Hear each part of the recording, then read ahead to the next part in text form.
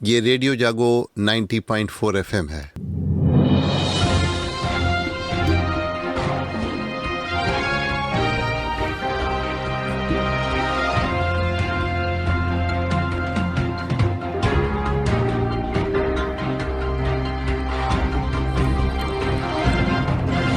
अब आप अभय शंकर गौड़ से आज की हलचल सुनिए। बात करते हैं इस समय जो गर्मी पड़ रही है उसका सितम लोगों के ऊपर इतना ढा रही है वो कि धूप की तपिश और उमस से लोग बेहाल हैं। अस्पतालों में मरीजों की संख्या बढ़ रही है तो पशु पक्षी जो बोल नहीं सकते हैं लेकिन वो भी प्यास बुझाने के लिए इधर उधर भटकते जब दिखलाई पड़ रहे हैं, लोगों को आभास हो जाता है कि ये गर्मी से ये भी परेशान है। तो लोगों के साथ साथ किसानों की फसलें इस समय मुरझा रही हैं और पशु पक्षियों के लिए पानी का संकट इसलिए भी गहरा रहा है क्योंकि गाँव के आसपास जो तालाब हैं, जो नाले हैं, अभी उनमें पानी नहीं छोड़ा गया है। दूसरी तरफ बिजली भी लोगों का साथ छोड़ती हुई दिखलाई पड़ रही है क्योंकि गर्मी जब बढ़ती है तो बिजली के ऊपर भी इसका प्रभाव बहुत बड़ा पड़ता है। तो आइए इसी के साथ अब हम बिजली व्यवस्था पर बात करते हैं। तो जिले में बेहतर बिजली व्यवस्था करने के लिए और लोकल फॉल्ट से निजात दिलाने के लिए लगातार प्रयास किए जा रहे हैं और नई बिजली लाइन भी डाली जा रही है। तो तार जलने की घटनाएं हो रही हैं। जिले में बिजली की मांग 305 MVA तक पहुंच गई है। जिले में 5 लाख बिजली उपभोक्ता हैं जिनको 57 उपकेंद्रों से बिजली उपलब्ध कराई जा रही है।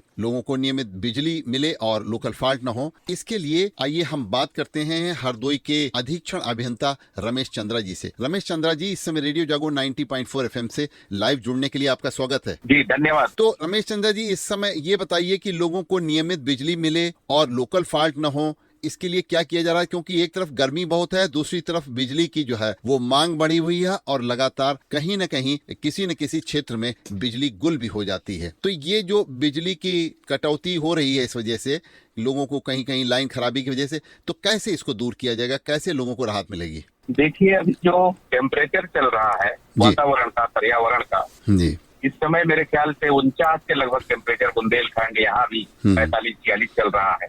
जी। पिछले साल की अपेक्षा बिजली की डिमांड हमारी 60% बढ़ गई है। जी। जो पिछले साल डिमांड थी उसकी अपेक्षा 66% बढ़ गई है। अच्छा। और एज पर ओम्स लॉ, जब ये डिमांड बढ़ जाती है तो वोल्टेज की भी क्राइसिस होती है। जी। तो वोल्टेज कम हो जाता है तो करंट बढ़ जाती है, जिसकी वजह से ये कुछ कहीं तार या केबल में आग लगना, टूटना तार, ये सब समस्याएं आती हैं। जी। इसके निवारण के लिए हम लोगों ने बिजनेस प्लान लाया था। जी। काफी क्षेत्रों में हम लोगों ने ट्रांसफार्मर की क्षमता वृद्धि कर दी है। जी। पावर हाउस की भी क्षमता वृद्धि की गई है और जर्जर तारों को भी बदला गया है गाँव में रिवैम्प योजना के तहत। रिकंडक्टरिंग का भी काम चल रहा है और नई लाइन का भी काम चल रहा है, बाइफरकेशन का भी काम चला है। अभी रात में मैं लगभग बेहटा गोकुल की एक लाइन बन रही है आदमपुर से, वो लाइन देखिए बन गई, तैयार हो गई है। कांडी की लाइन बन गई, आशा नगर और इटौली, इनकी लाइनें अंडर प्रोग्रेस हैं WIP में। ये सब कार्रवाइयां की जा रही हैं हमारे लेवल पे और पूरा विभाग तत्पर है कि हमारे उपभोक्ताओं को किस तरह की दिक्कत ना हो। पर मेरी अपील है जनता से भी, आप लोगों से भी, कि हमें सहयोग करें, हम इस समस्या का निराकरण कर लेंगे। हाँ, जनता को आप सहयोग इस तरीके का मांग रहे हैं कि वो सहनशील रहें। सहयोग इस तरह का मांग रहे हैं जैसे तार वगैरह टूटता है तो लोग कंटिन्यूअस फोन और ये सब चीजें करते हैं तो जिससे उससे डिस्टर्बेंस होता है। एक बार फोन अटेंड कर ले, हमारे तरफ से भी सूचना डाली जाती है 1912 पे अन्य मीडियम से। तो पब्लिक से मेरी यही अपील है, धैर्य के साथ इसको करें, हम तत्पर हैं, जहाँ भी दिक्कतें आ रही है उसको रिजॉल्व कर रहे हैं। पूरे यूपी में चल रहा है। हाँ, बिल्कुल।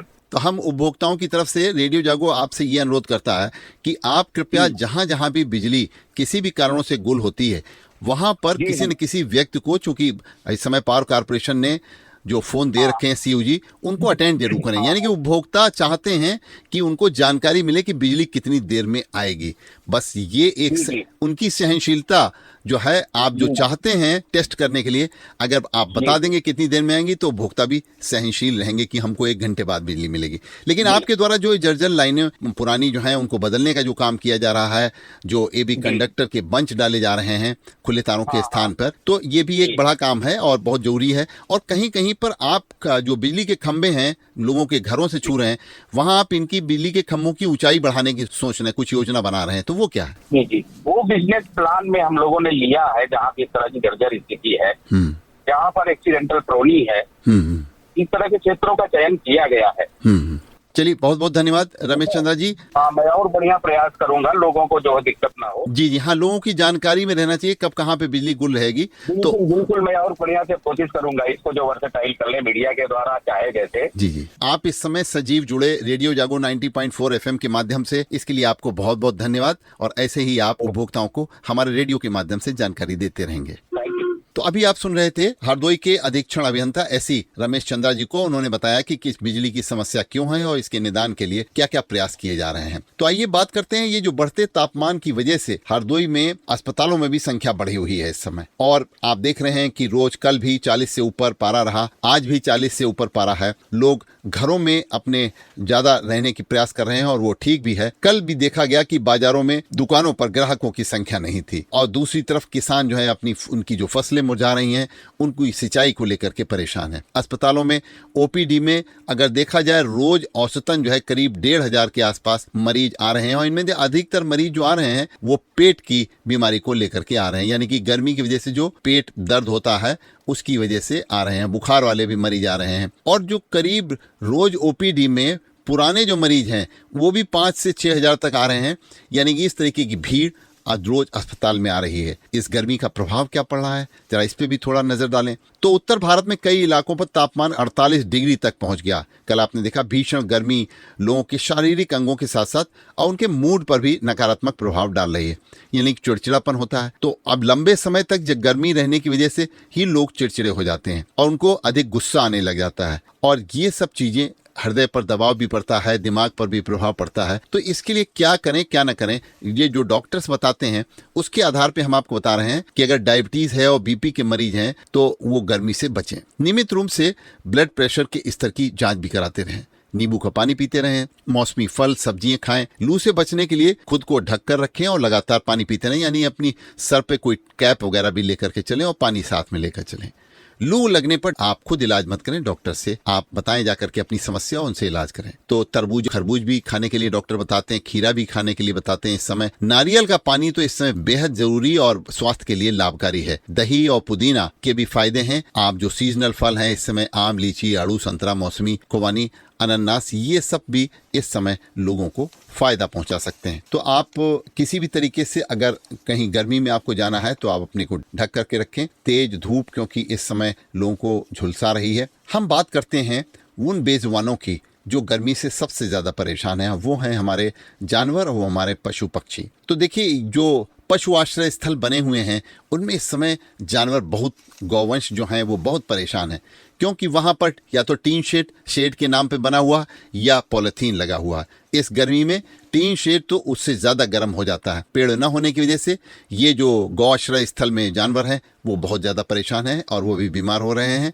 लेकिन उनको जो वेटनरी डॉक्टर की सुविधा भी नहीं मिल पा रही है। तो अगर आप अपने घर पे हैं तो एक कटोरे में पानी आप बाहर जरूर रखें, कि हो सकता है आप किसी चिड़िया को पानी पिला करके भी परोपकार कर सकते हैं। तो इस गर्मी में नहरों में नहाने के लिए लोग बहुत जाते हैं। नहरों में नहाने के दौरान हादसे भी होते हैं और नहर विभाग ने लोगों को जागरूक करने के उद्देश्य से चेतावनी भी लिखवाई है। उन्होंने कहा है चेतावनी बोर्ड में नहरों में पानी के तेज बहाव और गहराई का हवाला भी दिया है। तो हरदोई में ही ऐसे शारदा नहर विभाग के अधिशासी अभियंता ने बताया है कि खरीफ फसलों के सीजन में नहरों में पर्याप्त मात्रा में पानी छोड़ा गया है। नहरों की सफाई के कारण इनकी गहराई भी अधिक हो गई है। लोग नहर में न जाएं वो कह रहे हैं और हादसों पर जिससे कि विराम लग सके, और जागरूकता के लिए वो क्षेत्रीय लोगों से सहयोग भी मान रहे हैं। आइए आप भी इस कार्य में सहयोग प्रदान करें। तो आपने देखा कि पूरा उत्तर और मध्य भारत इस समय प्रचंड गर्मी के दौर से गुजर रहा है और घोषणा जो की गई है मौसम विभाग के द्वारा, उनका कहना है कि अभी ये 4 दिनों तक और इसी तरीके का मौसम जारी रहेगा। दिल्ली है, उत्तर प्रदेश है, बिहार है, झारखंड है, इस तरीके के 13 राज्य इस समय लू के दौरान आप देख रहे हैं कि गर्मी झेल रहे हैं। इन राज्यों में कई स्थानों पर पारा 48 डिग्री सेल्सियस तक पहुंच गया। कल जैसे राजस्थान के कई इलाकों में 48 डिग्री गया और उत्तर प्रदेश के आगरा के आसपास भी रहा। तो मौसम विभाग ने ये भीषण गर्मी का रेड अलर्ट अब जारी कर दिया है और सभी को इससे सचेत भी रहना है कि किसी भी तरीके से गर्मी की वजह से कोई परेशानी किसी को न हो। अब ये जलवायु परिवर्तन का मुद्दा है, ये अधिक गर्मी और जलवायु परिवर्तन को ध्यान में रखते हुए अगर किसान को नई प्रजातियों के बीज मिलेंगे तभी किसान आगे आने वाले दिनों में अपने कृषि उत्पादन की उत्पादकता को बढ़ाने में सफल हो पाएंगे। तो आवश्यकता हमारे कृषि वैज्ञानिकों की है कि वो इस समय ऐसी फसलों का अनुसंधान करें, शोध करें जो ज्यादा गर्मी में भी हो सकती हैं। तो इसी तरीके से जो कृषि निर्देशालय है उसमें राज्य स्तरीय शोध सलाहकार समिति की बैठक में ये कहा गया है कि दलहन तिलहन की अच्छी प्रजातियों ऐसे बनाना है, ऐसे रिसर्च करनी है जो कि ज्यादा गर्मी में भी पैदा हो सकती हैं। तो मूंगफली है, सोयाबीन है और ढैंचा की नई प्रजातियों पर अब कार्य करने की शोधकर्ताओं को आवश्यकता है। देश में न मालूम कितने कृषि वैज्ञानिक लगे हुए हैं, सरकार द्वारा न मालूम कितने कृषि वैज्ञानिक केंद्र और रिसर्च सेंटर खोले गए हैं। आज जलवायु परिवर्तन को देखते हुए इन शोधकर्ताओं को आवश्यकता है कि ये ऐसी प्रजातियों को विकसित करें जिससे कि इस गर्मी में किसान उनसे अपनी पैदावार ले सके और कम पानी में अधिक उत्पादन वो फसलें दे सके। तो अभी आप सुन रहे थे अभय शंकर गौड़ से आज की हलचल। सुनते रहिए रेडियो जागो 90.4 FM। आप खुश रहें, आप स्वस्थ रहें, आपके सुखमय जीवन की हम कामना करते हैं।